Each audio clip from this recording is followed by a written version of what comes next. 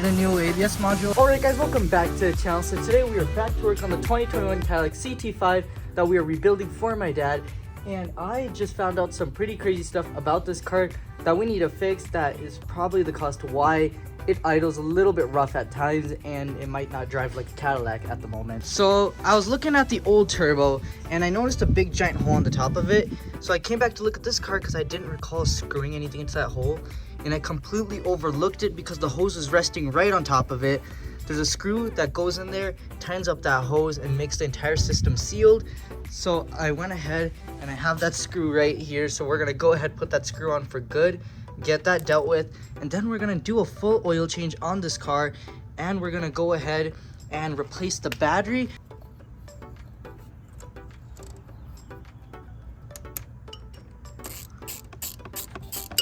All right, there we go, guys. The hose is now fully tightened up. Now let's move on to the oil change.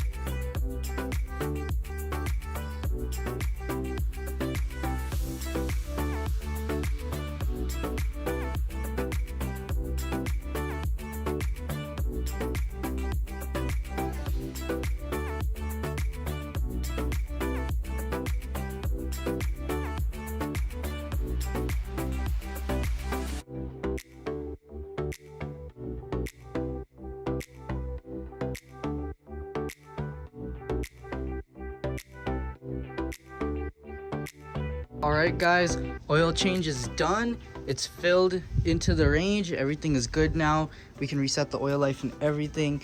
So now the next step is to change out the battery, fire this car up, and see what kind of codes there are, because we did plug the ambient air temperature sensor in. Code is still there, so it might just need some clearing, but also it might have been on because the thing was not in, but it should be completely gone now because everything is fixed. So let's go ahead, put the new battery in this car and fire the sucker up. All right, guys.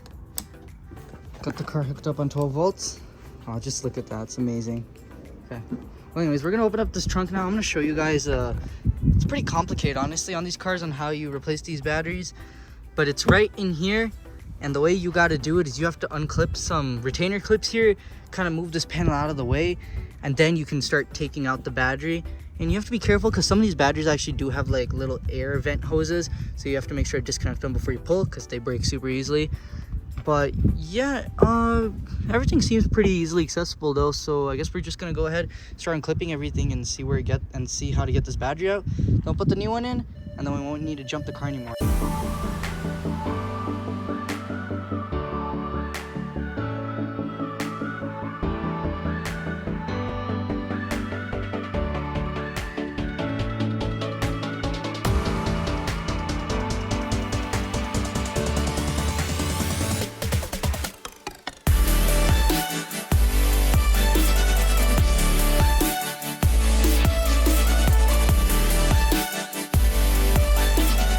Alright, guys, the battery is plugged in. Let's see if it works. Let's go. The battery is working with no booster box connected to the car. I guess we're gonna shut this hood right here, got everything tightened up. Let's just see how this car sounds now when we start it. Look at that, guys, all electric. I'm gonna start the car now. Hopefully we don't have as many codes. Car sounds great then.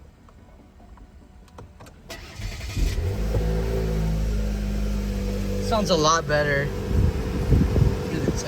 Yeah, sounds fixed. All the vibrations gone. Vibrations are gone, guys. So it was that hose. Yeah. Oh wow, it is really smooth in here. Wow, it's so. All right, so these are the codes that we have in the engine light. So a lot of them are for the brake system control module. What is the brake system control module doing? A lot of these codes are history. A few of them. This one's what, current? Hydraulic brake circuit leak detected, level 2. Okay, so I see what's happening here. All these things are on because it thinks it has a leak. However, there is no leak. Car's also stuck in a limp mode too. It would only go to like 43 miles an hour. So what we're gonna do is I think we're gonna take this car to get the brakes bled correctly, a 4-way brake bleed. It takes like probably a couple hours to do that. So I'll have someone else do that while it's getting the alignment done.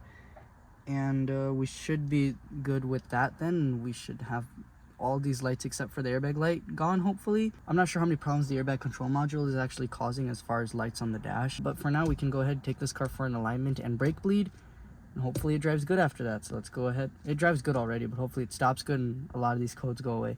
So let's just go ahead and take it for an alignment and a brake bleed. Before we do anything though, let's go ahead and give this car a quick clean with the pressure washer so it looks nice and not dirty anymore.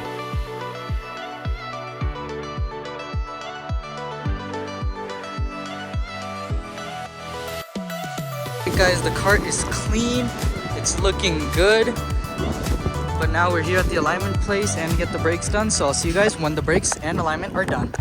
All right guys, so currently we are in the Hellcat. The cars are ready for pickup, so we're gonna get them. I cannot wait to drive that Cadillac and see how it feels. Hopefully some lights cut off, but we're in the Hellcat right now. We just did an oil change on this car, so it drives pretty good though now, because it was sitting for a long time because we hadn't done the oil change. But now that's done, we have arrived here. All right guys, we are in the Cadillac. It is completely fixed up, guys. So it is fixed up, but there is a catch. So the brakes are bled, alignment is done, car drives straight as an arrow. The one thing that they had informed me about this car is that my brother right there in the Hellcat. But what they had informed me of is that they bled the brakes, and the brakes are still the same way as they were before. But he said that basically the alignment, so he said that the brakes are bled, and before they were bled as well, there was no air in the lines actually. But what is wrong is that the ABS module, which has a series of valves inside of it, it's always valves with these cars. The Camaro had a valve problem in its transmission. This car's a valve problem in the ABS module. So he's saying that that's why when you push the brakes down, you push it down once, sinks foot is to the floor, nothing happens, push it again, nothing happens, push it the third time, then the valves actually open and then the fluid gets pushed and then the car comes to a stop, and that is exactly what is happening. So we need a new ABS module, or they need to reprogram it or something, but it is a dealership type of thing. So I guess we'll see, guys, but let's go ahead and drive this thing home.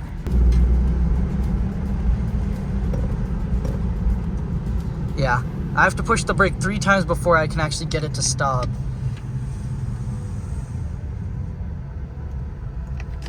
But now that I know what's going on with the car, I have more peace of mind with this thing. And now that I know what is happening with the brakes and why there's all these lights on the dash, it is related to the ABS module. So everything is well with the car, guys. So on the way home right now, it is stuck in a limp mode. It will not let me go above 43.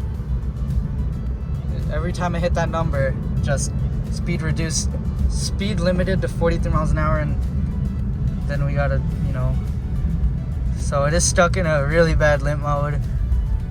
At least the car will accelerate. It'll do everything normally that it does. It won't like reduce any acceleration power, not that I've noticed yet, unless it's supposed to be faster than what it's doing. But yeah, car seems relatively quick, but it gets to 43 super fast, and yeah, then that's it. So we do definitely have to get this module fixed, and definitely have to get the SRS module back in here too, because that one also houses a lot of computing power for a lot of different components in this car. But this car is working though, as you guys can see. It gets up there pretty quickly though. Pretty happy, honestly.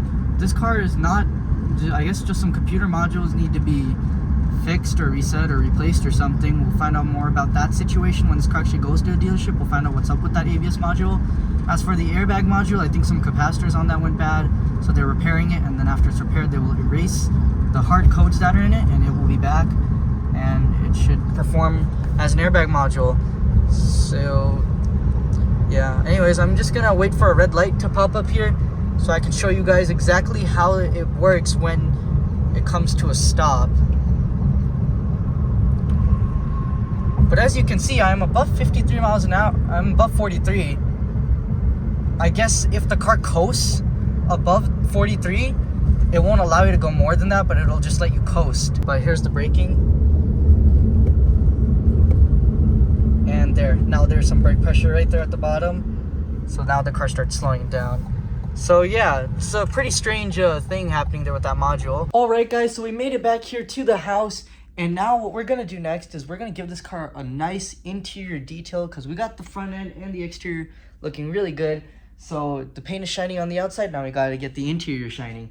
So it's pretty dirty in there, there's a little bit of mud in there, and it just needs a pretty good detail. There's just mud and everything just all over the place. So I'll show you guys the interior, and then we also do have some boxes and some car parts in the back of the car right here that we still do have to take out of the car, so we'll do that as well. Let me go ahead and show you guys what the inside of the car looks like. So coming right here into the interior of the car, you could see some mud right here on the floor and just some garbage and stuff. I did find this cool Cadillac keychain too. That's pretty cool.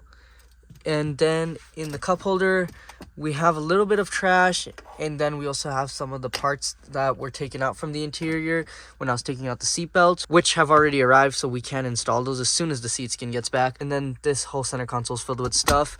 And then there's the back seat, has some boxes, has some car parts. We gotta go and unload all that. And in here is pretty clean, there's not too much in here. So yeah, basically this car just needs a good vacuum and a good wipe down, and maybe the steam cleaner in just this one section here, because this button here is a bit sticky, so we gotta get that one clean. But everything else is really good in here. So let's just go ahead and start picking up all the trash, clean the back seats, and then starting off with the vacuum.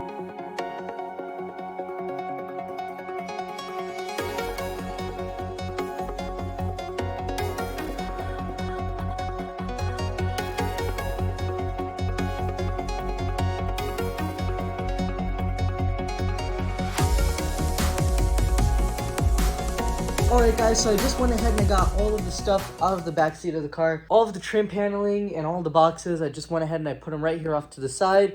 So now what we're going to do is there's a lot of garbage in this car. Just stuffed in center consoles and maybe a few here on the floor here and there. So we're going to pick all that stuff up. I got my gloves on. Let's go ahead, get all the big and heavy trash out of here and get the vacuum out.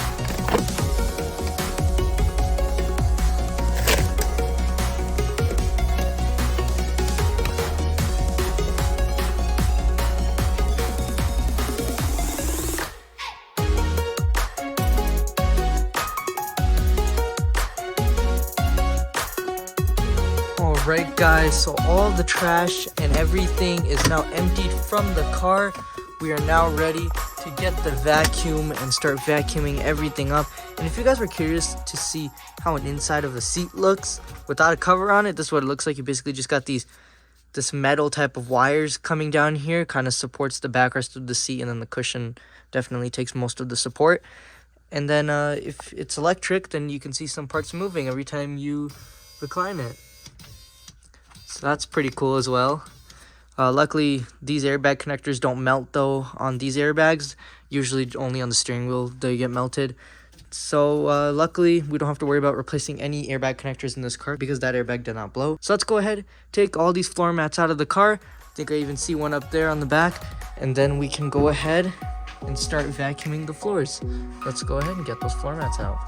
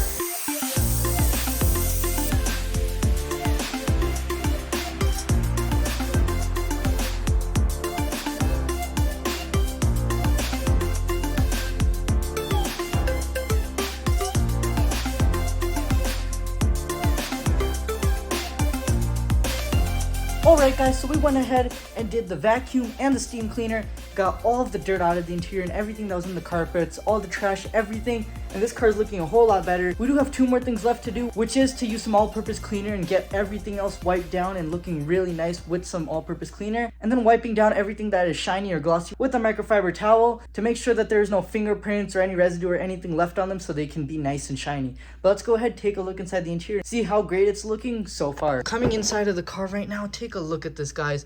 The carpets are looking clean, the seats are amazing, armrest is looking good, the seats looking amazing.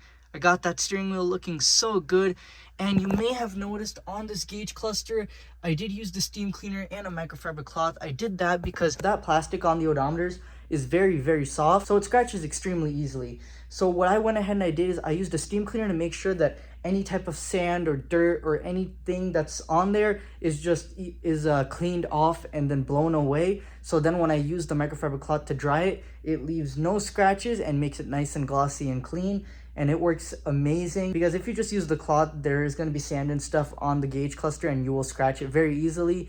And if you don't use a microfiber cloth, a very soft one, that'll also scratch it as well. We got the center console looking good. The dash and the infotainment screen, all that mud has been cleaned off. I am extremely excited for this seat to come back so we can install it and get this looking right as well. And when that seat comes in, we can go ahead and switch out the curtain airbags and install the seat belts and everything all at once. These back seats are looking good as well as these carpets. These are super easy to clean because of how much plushness they have to them, which is super nice. And one thing that I rarely see in sedans is air vents in the back as well as connectivity. So we have a USB-C port and a 12 volt. I rarely see that stuff in the back of a sedan. In the back of a sedan, I've never seen connectivity before, but I have seen air vents like once or twice. So it's pretty crazy. That's definitely a rare thing for me to come across. And what's extremely rare for me to come across is lock and unlock buttons in the rear of the car. This I have never seen anywhere in the rear of the car. Everybody has rear unlock and lock, and as well as auto up and auto down on all 4 corners. I've never seen that anywhere before. And if you look right here on the driver's door panel, every single window is auto up and auto down. I've never seen that before. That is extremely cool. But let's go ahead, guys, get some all-purpose cleaner to make sure that all the dust that's in this texture is all cleaned up and looks great then.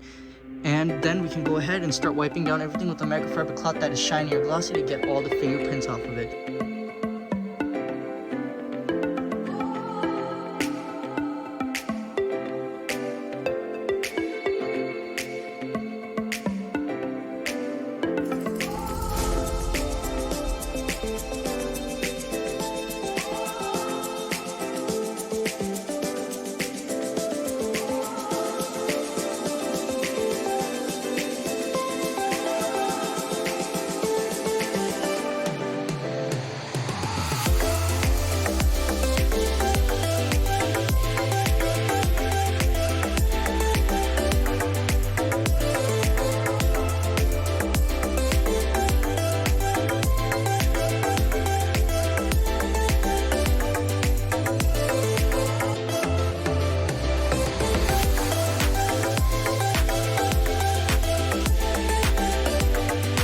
Alright guys, so I basically fully finished up the whole rear of the car.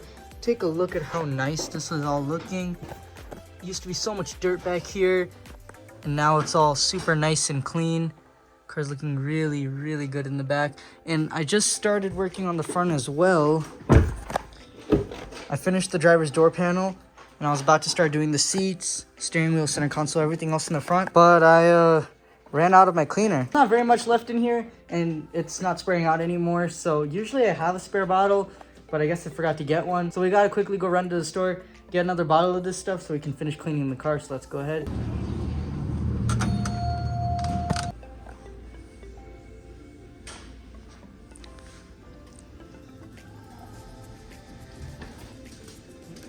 Thank you.